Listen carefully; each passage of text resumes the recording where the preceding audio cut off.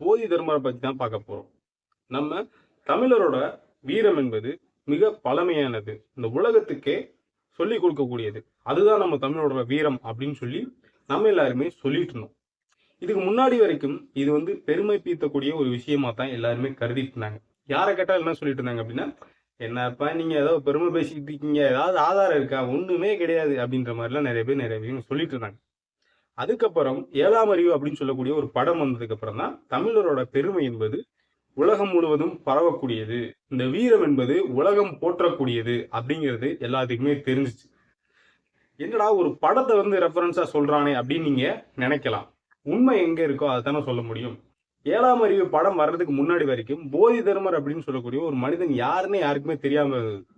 சைனால இருக்கக்கூடிய மக்களுக்கு தெரிஞ்சிருந்தது போதி தர்மர் இந்த மாதிரி இந்தியாவில் இருக்கக்கூடிய தெற்கு பகுதியில இருந்து ஒரு இடத்துல இருந்து தான் வந்தாரு அப்படின்றது நிறைய மக்களுக்கு தெரிஞ்சிருக்கு.